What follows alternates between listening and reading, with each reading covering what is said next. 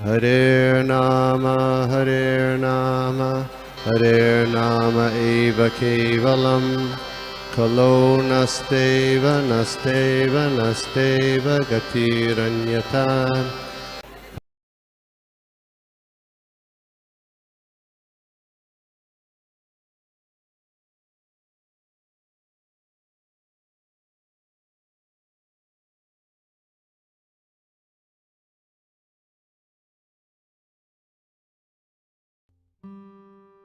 आज हम लोग देख रहे हैं कैंटो, जो फर्स्ट कैंटो का हम लोग का चल ही रहा है।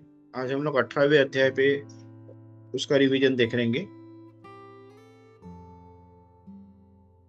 नमो विष्णुपादाय कृष्णप्रेष्ठाय भूतले श्रीमते भक्ति वेदांत स्वामी नित्य नामिने नमस्ते सारस्वते देवे गौरवाणी प्रचारिणे निर्विशेष शून्यवादी पाश्चात्य देश तारिणे। जय श्री कृष्ण चैतन्य प्रभु नित्यानंद श्री अद्वैत गदाधर श्रीवासादि गौर भक्त वृंदा। हरे कृष्णा कृष्ण कृष्ण हरे हरे, हरे राम राम राम हरे हरे। कृष्ण।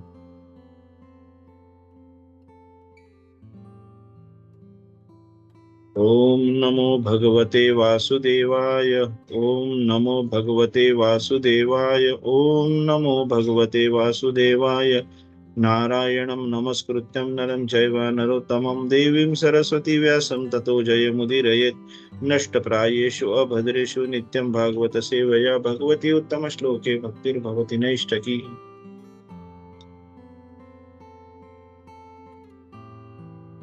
हरे कृष्णा प्रभु जी, माता जी, दंडवत प्रणाम।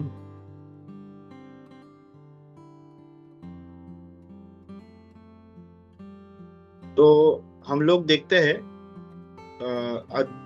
जो 18वां अध्याय है उसमें इसका शीर्षक है एक ब्राह्मण बालक द्वारा महाराज परीक्षित को श्राप। तो हम लोग स्टोरी तो जानते ही है, इसमें थोड़ा सा हम लोग थोड़ा रिवीजन करेंगे इस पर्टिकुलर अध्याय पे।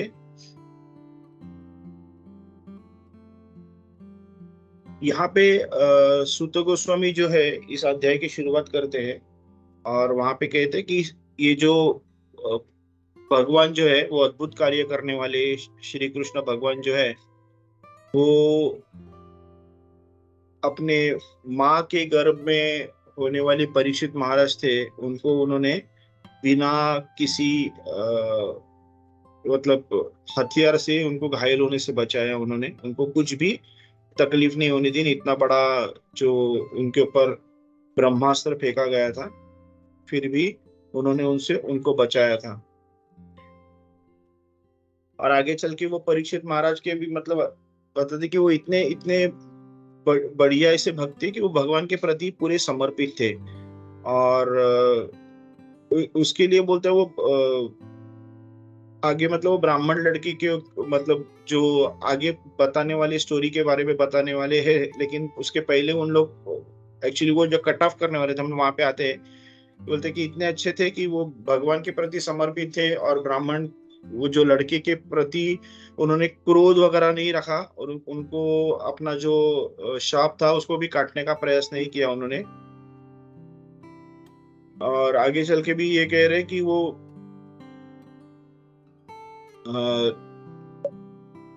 मतलब मोस्ट इम्पोर्टेंट पॉइंट यहाँ पे सुत गोस्वामी ने जिस चीज को हाईलाइट किया था कि सब कुछ त्यागने के बाद यहाँ पे राजा ने क्या किया था, खुद को सुखदेव गोस्वामी के हवाले किया था। और वो सुखदेव गोस्वामी का उन्होंने शिष्यत्व पद कर लिया था, ये लिया था, प्राप्त किया था। सुखदेव गोस्वामी को उन्होंने अपना गुरु की तरह मान लिया था, गुरु मान लिया था। और उन्होंने पूरा का पूरा जो है वो उनके प्रति सरेंडर किया था। सुखदेव गोस्वामी खुद एक भगवान के शुद्ध भक्त थे, तो ऐसे सुखदेव गोस्वामी को सरेंडर करके श्री जो परीक्षित महाराज थे उन्होंने भी भगवान को खुद को सरेंडर किया था।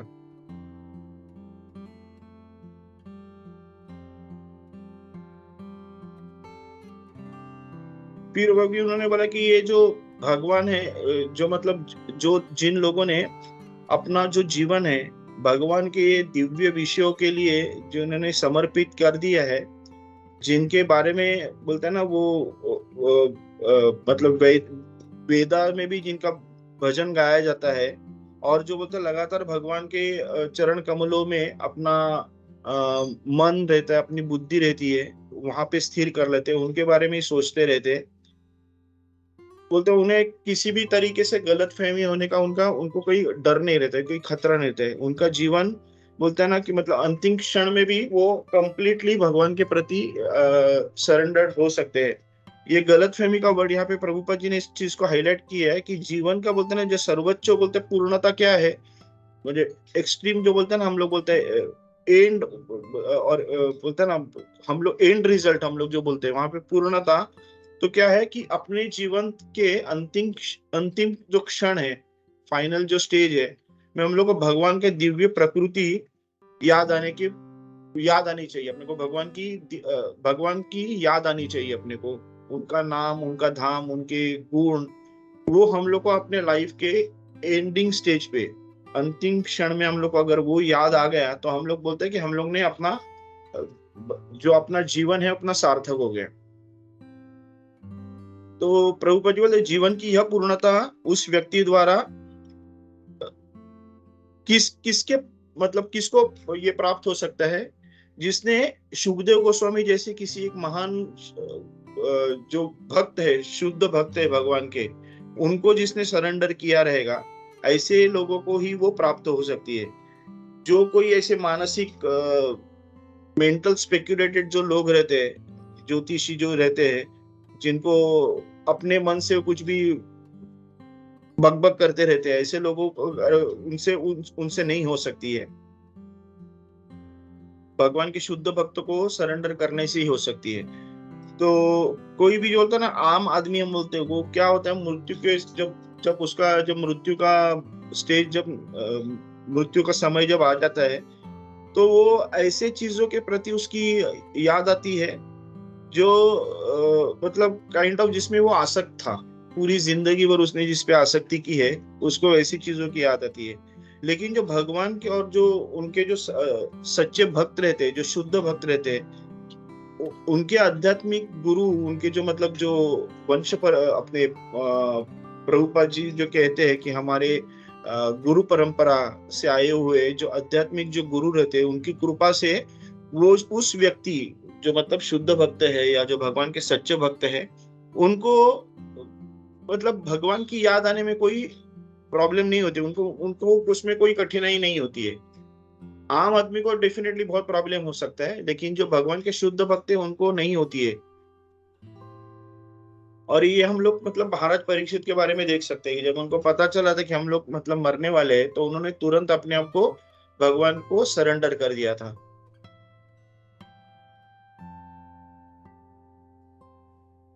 और तब यहाँ पे मतलब बता रहे कि जब तक ये जो परीक्षित महाराज जब तक यहाँ पे थे, उन्होंने वापिस कली का एग्जाम्पल सुत गोस्वामी बता रहे कि जब तक परीक्षित महाराज वहां पे थे और हम कली को यहाँ पे एंट्री नहीं थी, और हम लोग ने कली के बारे में 2-3 दिनों से हम लोग सुन रहे थे कि कैसे वो कली ने महाराज परीक्षित को उनका ही मतलब सहारा लिया, उनके ही शरण चले गए।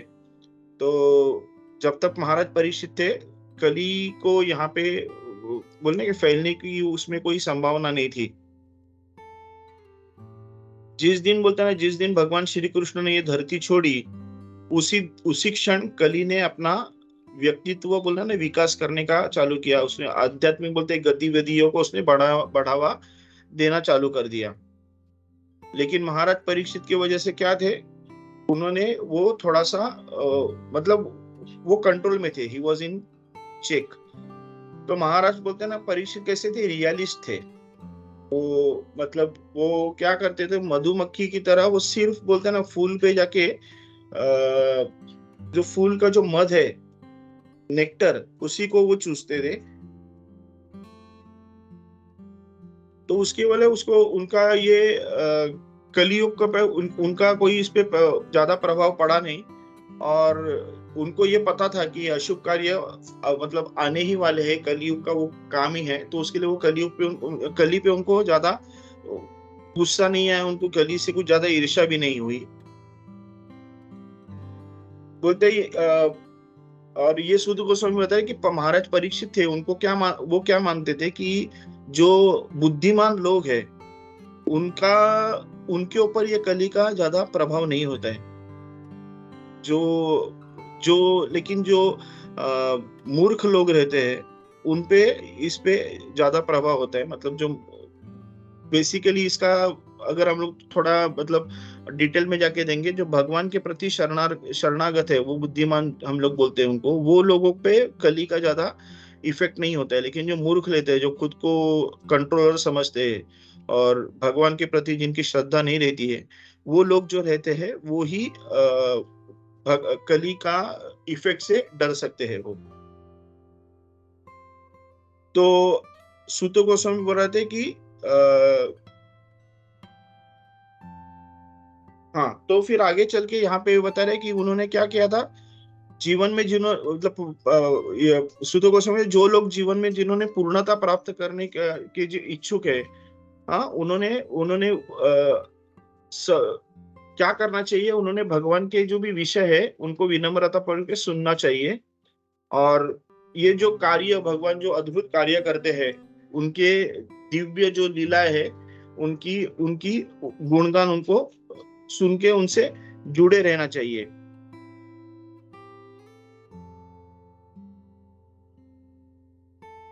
तो इसके आगे सूत गोस्वामी कह रहे हैं कि मेरा जो था ये सब बात करके हो गया था। तो यहाँ पे ऋषिया जो कहते हैं कि आप कई वर्षों से जीवित रहे, शाश्वत बोलते प्रसिद्धि प्राप्त करें। क्योंकि यहाँ पे मतलब बेसिकली यहाँ पे सूत गोस्वामी ऋषियों को कह रहे हैं कि अभी मेरी जो बात करने की जो ये थी, मैं बात कर चुका हूँ। तो लेकिन यहाँ पे अभी जो ऋषिया थे, वो जो शौनक आदि जो ऋषि है, वो सूत गोस्वामी को उनकी प्रशंसा कर रहे हैं कि आप और ज्यादा साल जिए। आप भगवान श्री कृष्ण के लीलाओं के बारे में बहुत अच्छी तरह से आपने बात की है, हम लोग को उनके बारे में बहुत अच्छी बोलते हैं ना इंफॉर्मेशन दे रहे हो, एक नेक्टर दे रहे हो, एक बोलते हैं ना हम लोग को उसका मधु प्राशन करवा रहे हो, अमृत प्राशन करवा रहे हो। बोलते हैं हमने अपने कर्मों में, बोलते हैं बहुत अपूर्णता है हमारे कर्मों में है, हाँ, जिसके वजह से हम लोग ने बहुत गलतियां की है, जिसके वजह से हमारा बोलते हैं ना ये शरीर जो है वो पूरा काला काला हो गया है। लेकिन आपने जो अपने भगवान गोविंद के चरण कमलों से निकले हुए जो अमृत है, उनका हम लोग ने प्राशन करवा के हम लोग को बहुत प्रसन्न करवाया है। तो आगे ये शौनकादि ऋषि कहते हैं कि भगवान के भक्ति के साथ, भक्त के जो रहते हैं उसके साथ एक पल भी, बोलते हैं उनकी जो संगति है, उसका मूल्य जो है, उसकी तुलना जो है वो स्वर्गीय मतलब हेवनली गॉड्स बोलते हैं ना, हेवनली प्लैनेट्स, उससे तुलना नहीं कर सकते। उस मतलब वो भी उसके सामने तुच्छ है। भगवान के साथ एक पल, भगवान के भक्तों के साथ एक पल is much much more beneficial और बोलते हैं ना beautiful then heavenly planets, enjoying heavenly planets. तो भौतिक समृद्धि के रूप में सांसारिक आशी मतलब जो हम लोग फिर तो मतलब हेवनली प्लैनेट्स को अगर हम लोग तुच्छ मानते हैं, तो फिर ये बाकी का तो भौतिक जो हम लोग देखते हैं एंजॉयमेंट, वो तो उसका कोई तो मतलब हम लोग बात ही नहीं कर सकते।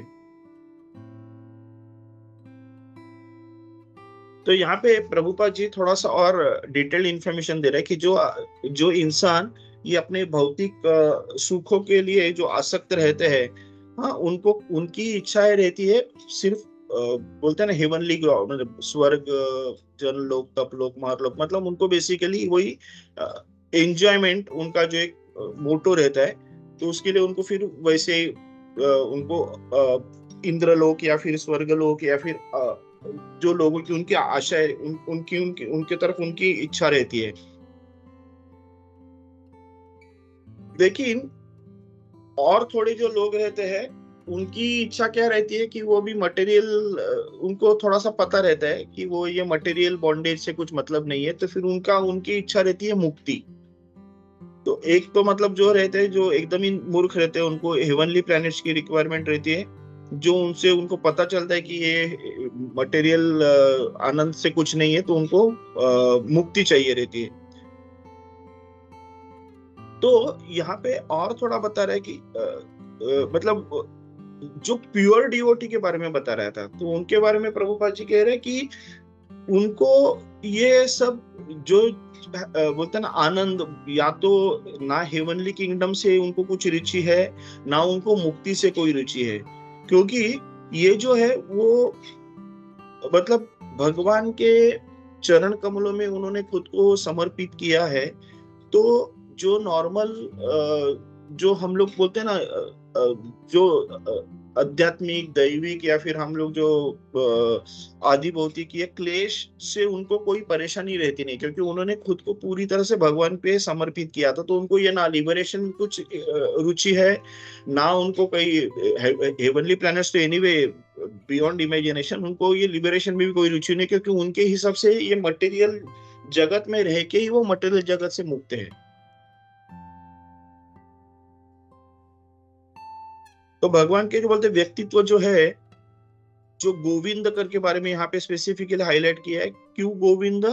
क्योंकि जिसने गाय को और अपने इंद्रियों को जीत लिया है, जिसने, तो यहाँ पे बोल रहा है कि भगवान जो जीवित जो प्राणियों उनके लिए अनन्य आश्रय है। वो कौन? भगवान जो है कृष्णा, वो यहाँ के जो जो प्राणी उनके अनन्य आश्रय है। कि हम लोग हर बार मानते हैं कि हमारा जो बोलते हैं ना फाइनल अपना डेस्टिनेशन क्या होना है, कि भगवान के चरण कमल, भगवान की चरण कमल की सेवा करनी है। तो फिर वो सेवा या तो गोलोक वृंदावन में करे, या फिर इस मटेरियल जगत में करे, या कहीं पे भी करे। तो हम लोग का जो फाइनल डेस्टिनेशन होता है भगवान का आश्रय लेना। तो यहाँ पे ही उसी चीज को वो जो शौनक जो ऋषि आदि जो ऋषि है, वो इसी चीज को हाईलाइट कर रहे हैं।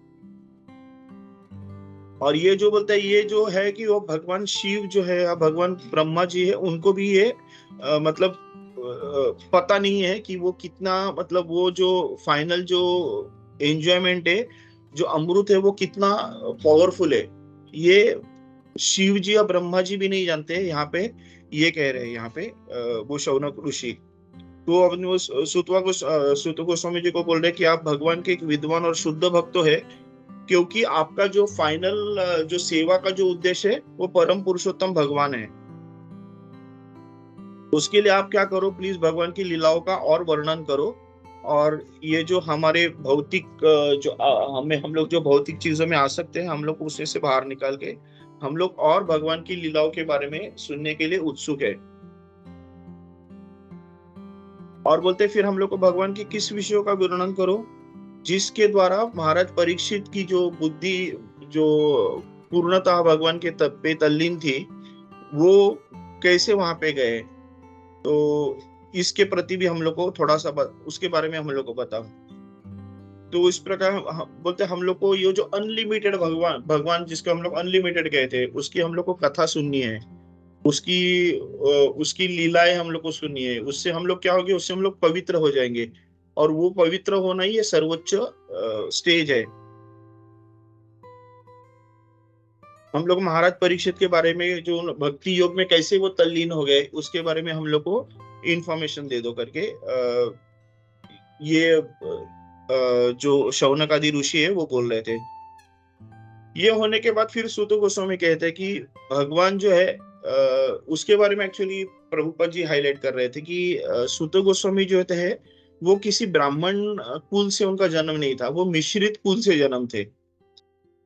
लेकिन उनका जो संघ था, सुखदेव गोस्वामी या फिर अभी ये जो नैमिषारण्य में जो सब ऋषि थे, उनके संघ के वजह से वो क्या हो गया, उनका वो जो डिसक्वालिफाइंग या फिर जो बोलते हैं ना वो जो वो ब्राह्मण से ऊपर चले गए, एकदम एकदम शुद्ध भक्त के लेवल पे चले गए, क्योंकि उनका संग हो गया था शुद्ध भक्त से। तो यहाँ पे बोल रहे हैं कि सूत गोस्वामी खुद हाईलाइट कर रहे हैं कि मैं मिश्रित जाति में पैदा हूं, फिर भी आप जो बोलते उन्नत और महान लोगों की सेवा और अनुसरण करने की जन्म सिद्ध अधिकार से मैं उसकी वजह से मैं आगे बढ़ा हूं।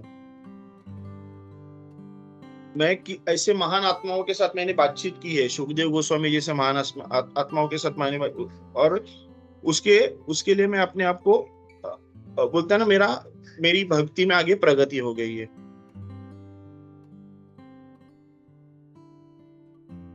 तो फिर बोलता है कि मैं सिर्फ इतना करने से, मतलब जो महान भक्त है उनके साथ बातचीत करने से अगर मैं इतना आगे निकल गया हूं, तो उन लोगों की क्या बात करने है कि जो ऐसे जो महान भक्त के कंटिन्यूस निर्देशन में है, जो महान भक्तों को कंटिन्यूस फॉलो कर रहे हैं, जो इस अनलिमिटेड शक्ति वाले भगवान जो है उनके पवित्र नाम का कंटिन्यूस जप कर रहे हैं, और जो भगवान के व्यक्तित्व शक्ति में उनका जो अनलिमिटेड जो गुण है, उनके अनलिमिटेड क्वालिटीज है, उनका कंटिन्यूअस उन लोग उसका गुणगान करते जा रहे हैं। और फिर आगे वो कहते हैं कि ये जो बड़े बड़े जो देवता है वो जिस लक्ष्मी के लिए प्रार्थना करके भी उस लक्ष्मी को प्राप्त नहीं कर सकती है, वो गॉडेस ऑफ फॉर्च्यून वो है, वो क्या है, वो भगवान की कंटिन्यूअस सेवा में लगी है। तो मतलब यहाँ पे हम लोग देख सकते हैं कि लक्ष्मी की, ये जो देवी देवता जो है वो लक्ष्मी की आराधना करते हैं, और वही लक्ष्मी, और वो लक्ष्मी उनको प्राप्त होती नहीं है, और वही लक्ष्मी जो है वो भगवान की सेवा कर रही है कंटिन्यूअस।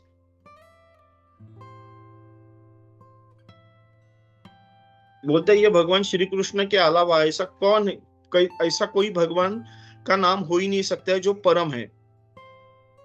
बोलते हैं ना, भगवान जो ब्रह्मा जी ने भगवान शिव को क्या दिया था, वो गंगा दिया था। जो गंगा कहाँ से निकली थी, वो भगवान के हम लोग देखते हैं कि वामन अवतार के टाइम पे जब भगवान ने अपना तीसरा पाव जब ये किया था, और जो स्वर्ग को उसने मतलब ब्रह्मांड को ये करने के बाद वहां से हम लोग देखते कि गंगा निकली थी। यहाँ पे वो बोल रहे कि भगवान के नखूने से बहता हुआ पानी जिसको गंगा कहते हैं, उस गंगा के उस जल से भगवान शिव सहित पूरे ब्रह्मांड को पवित्र कर दिया।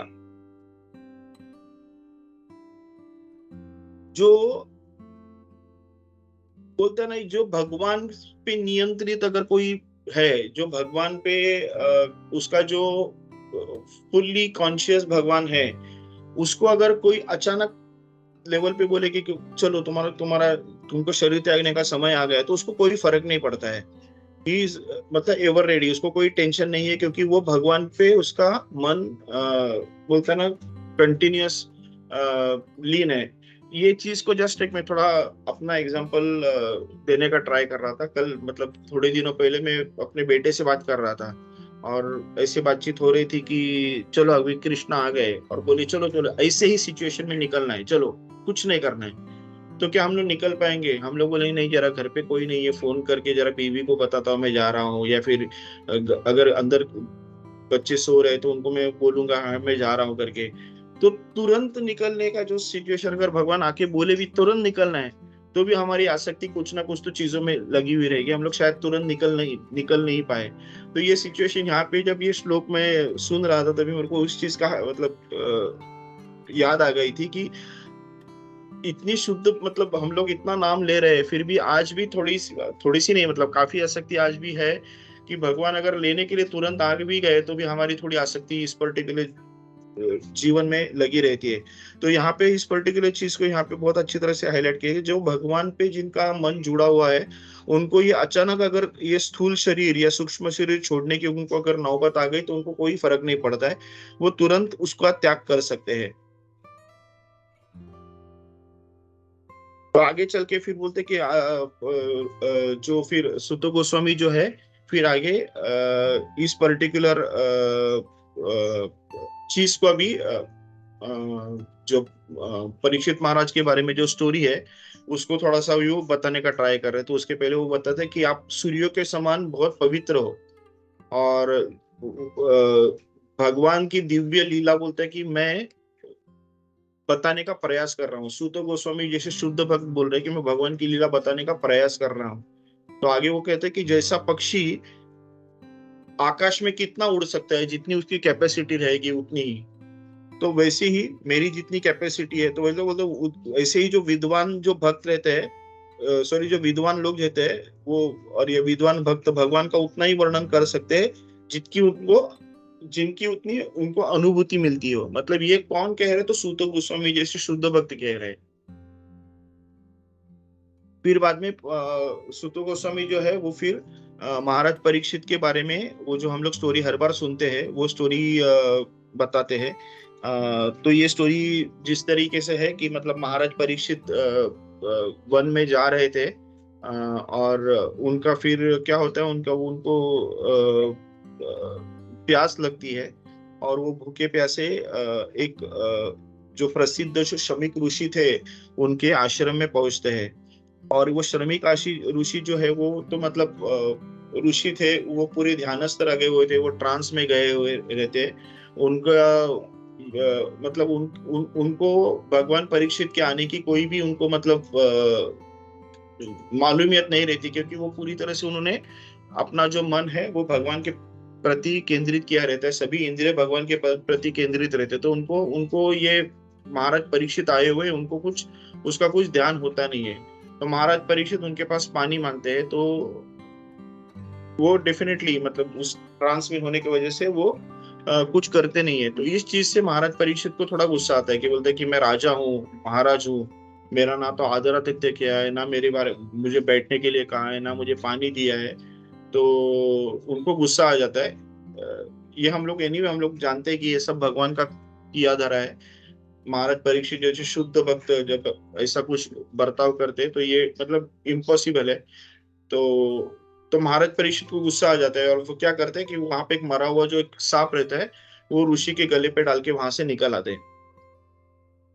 तो यहाँ पे आगे सुत गोस्वामी कह रहे हैं कि जब परीक्षित महाराज जब रिटर्न आते, क्योंकि प्यास से परेशान थे, तो जब रिटर्न आ रहे थे तो वो सोचते हैं कि क्या ऋषि सच्ची में वो ध्यानस्थ था, या मेरे जैसे बोलते हैं ना जो लोअर क्लास का मतलब निचले वर्ग का जो क्षत्रिय है, वो उनके पास जाने की वजह से उनका आदरातिथ्य करना ना पड़े, उसके लिए वो ध्यानस्थ का नाटक कर रहे, ऐसा वो सोच रहे थे। फिर अब बाद में उन्होंने विचार किया कि फिर बाद में एनीवे मतलब ये उनको थोड़ा सा पछतावा भी हो रहा था। आगे चल के फिर वो ऋषि के पुत्र जो उनके बारे में जो ये कहा गया है कि जो वो जो ऋषि का पुत्र बाहर बोलता है, वहां जानबूझ के यहाँ पे सुत गोस्वामी ने कहा है कि वो असमंजस लड़कों के साथ खेल रहा है। तो स्पेसिफिकली उसका मीनिंग असमंजस लड़कों के साथ खेलने का मीनिंग, ये पर्टिकुलर जो वर्स है वो इस चीज को क्लियरली दोहराते हैं, मतलब इस चीज को क्लियरली हाईलाइट करते हैं कि वो खुद जो है वो भी असमंजस रहेगा, क्योंकि वो असमंजस लोगों के साथ खेल रहा था, छोटे बच्चों के साथ खेल रहा था। तो उसने जब ये सब उसने जब पिता की अपनी उसने जब उसने पिता के ये बारे में सुना, उसने कि ऐसा हो रहा है करके उसने जब सुना, तो उसने तुरंत क्रोधित होके उधर का जो जल था उस जल को उसने लिया, और वो बोलता है कि मतलब उसको गुस्सा है कि ये जो शासन करते जो है वो अपना लिमिट कैसे क्रॉस कर सकते हैं। बोलता है ना वो गली के कुत्ते या वॉच डॉग्स है, मतलब ये करने वाले मतलब बोलते हैं ना घर की रखवाली करने वाले कुत्ते हैं, वो अपने मालिक पे ऐसा कैसे जोर आजमा सकते हैं। यहाँ पे ये पर्टिकुलर चीज को हाईलाइट किया है कि हम लोग देखते हैं कि उस लेवल का उस टाइम पे शासनकर्ता जो थे, राजा वगैरह थे, वो ब्राह्मणों को कितना मान देते थे। मतलब ब्राह्मण जो थे वो उनके मास्टर्स थे, मतलब जबकि वो पूरे एडमिनिस्ट्रेटिव वो पूरे प्रांत के राजा थे, फिर भी वो ब्राह्मण के सामने झुकते थे। यहाँ पे पर्टिकुलर ये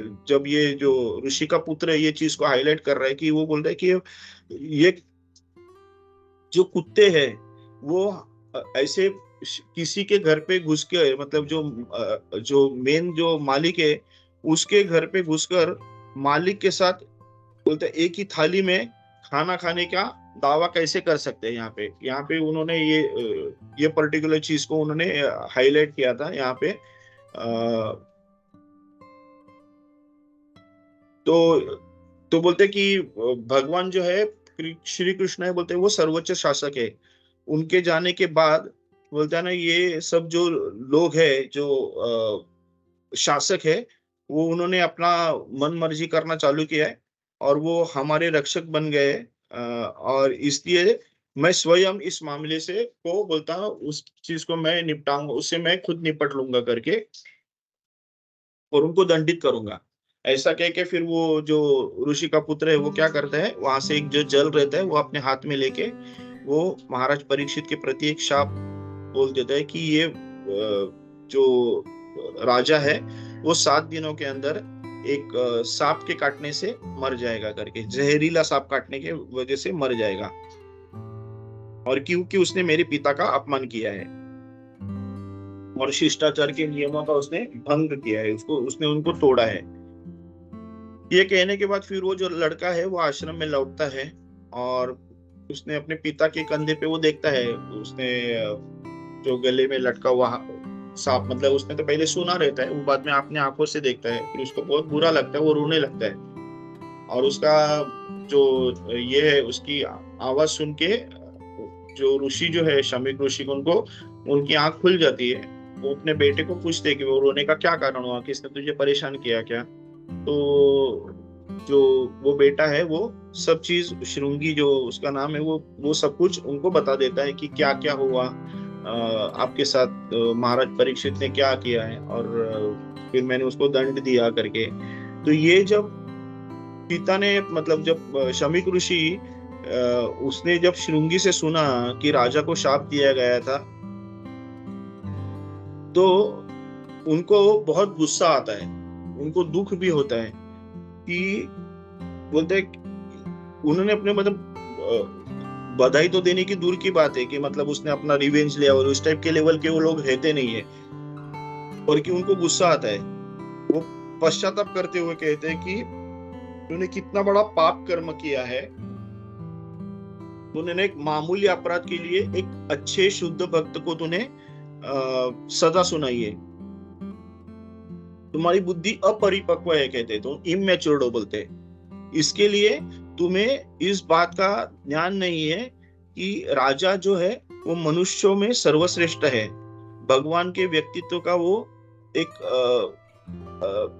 बोलता है ना पैरेलल है, भगवान के लेवल पे है वो, उस समय का जो उस लेवल का अच्छाई उसमें कही जाती है। उसकी बोलता है कभी भी आम आदमी के साथ बराबरी नहीं करनी चाहिए, उसका राजा का काम है वो नागरिकों का देखभाल करना। और आगे चल के बोलते हैं कि भगवान जो रथ का पहला पहिया चलाता है, राजा जो बोलता है शासन का प्रतिनिधित्व करता है, और जब यह शासन समाप्त हो जाता है तो पूरी दुनिया चोरों से भर जाती है। तो यहाँ पे ये पर्टिकुलर चीज को हाईलाइट किया है कि हम लोग आज देख रहे हैं, मतलब कलयुग में जो चीज रही है ना, कि शासन करते जो है वो शासन तो कुछ करते नहीं है, जिसके वजह से बोलते पूरी दुनिया चोरों से भर जाती है, और पूरा जो दुनिया है वो असुरक्षित विषयों से भर जाता है। उससे होता क्या है कि बच्चे, स्त्रियां और जो पशु है उनकी चोरी हो जाती है, और उनका पाप जो बोलता है ना बढ़ जाता है, और इसके लिए बोलता है कि ये इस पाप के लिए हम जिम्मेदार होंगे। ये यहाँ पे शमीक ऋषि श्रृंगी ऋषि को कहते हैं। तो फिर आगे बोलता है ना, ये जो हम लोग को ये जो प्रगतिशील, हाँ ठीक है, तो सब हम लोग को एक प्रगतिशील मार्ग या सभ्यता का मार्ग का अवलंबन करना चाहिए था, जिससे हम लोग को एक पर्टिकुलर लेवल की सोच अपने रखनी चाहिए थी। बोलते हैं इंद्रिय तृप्ति के लिए आर्थिक विकास को और अधिक आकर्षित, हम लोग उसके प्रति आकर्षित नहीं होना चाहिए था। और हम मतलब बेसिकली वहां पे शमीक ऋषि श्रृंगी को वो सुना रहे थे कि जो ये शाप देके तुमने कितनी बड़ी गलती है, कि एक पर्टिकुलर एक शुद्ध भक्त जो परीक्षित महाराज जैसे शुद्ध भक्त तुमने शाप देके अपना जो इसका उल्लंघन किया है, इमेच्योरिटी दिखाई है तुमने, और उसके बाद अगर राजा यहाँ से निकल गया तो कितना नुकसान होगा, कितना भयंकर प्रॉब्लम होगा इस पूरे पृथ्वी इसमें, उसके बारे में वो यहाँ पे बता रहे हैं।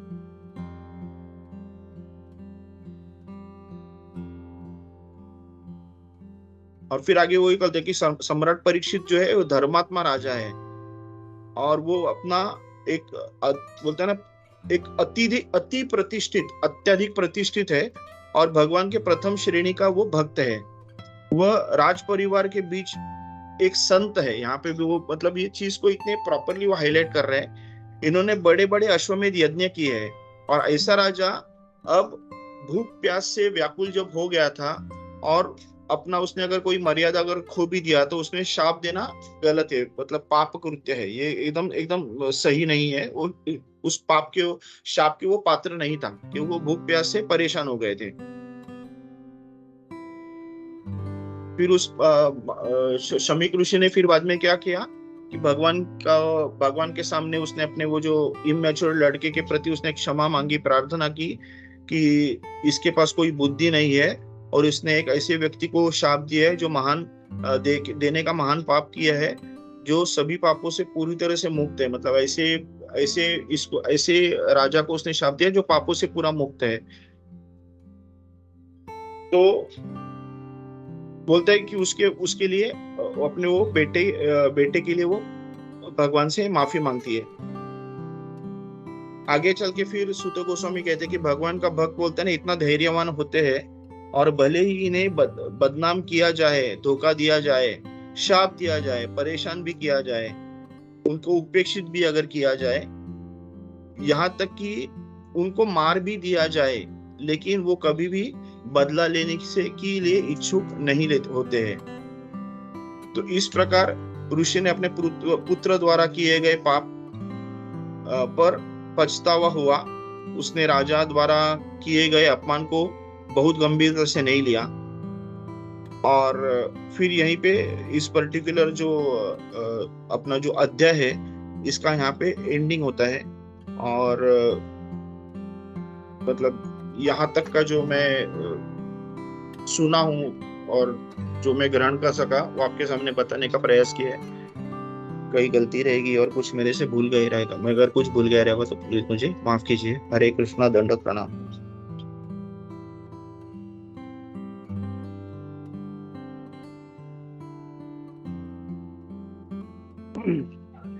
हरे कृष्णा प्रभु। हरे कृष्णा, आवाज आ रहा है? हाँ प्रभु जी, आ रहा है। हरे कृष्णा। हरे कृष्णा। थैंक यू प्रभु, बहुत अच्छे से पूरा समराइज किया पूरा पॉइंट। और ये जो अभी हम लोग ब्राह्मण का जो आपने बताया क्वालिटीज, कि कैसे ब्राह्मण का मतलब कोई उसको कुछ बोल दे, इवन इंसल्ट कर दे, इवन मार भी दे, तो भी वो लोग कभी रिटेलिएट नहीं करता है। तो एक कितना अच्छा गुण है ये ब्राह्मणों का, मीन्स कितना ह्यूमिनिटी होगा उनमें, वो दिखता है। और यही ह्यूमिनिटी हम लोग, यही गुण जो है, जो अवंतिका ब्राह्मण था भागवतम में हम लोग आगे देखेंगे, तो उसमें भी दिखाई देता है। तो ये पॉइंट मुझे अच्छा लगा कि उतना ह्यूमिनिटी तो मतलब आसपास भी नहीं है हम लोग, लेकिन शुड ट्राई कि हम लोग प्लीज 0.001% जो ह्यूमिनिटी हम लोग डेवलप कर सके। हरे कृष्णा। हरे कृष्णा। यस प्रभु जी, थैंक यू। यस प्रभु जी, हरे कृष्णा, दंडवत प्रणाम। आपने बहुत अच्छा पॉइंट निकाला प्रभु जी।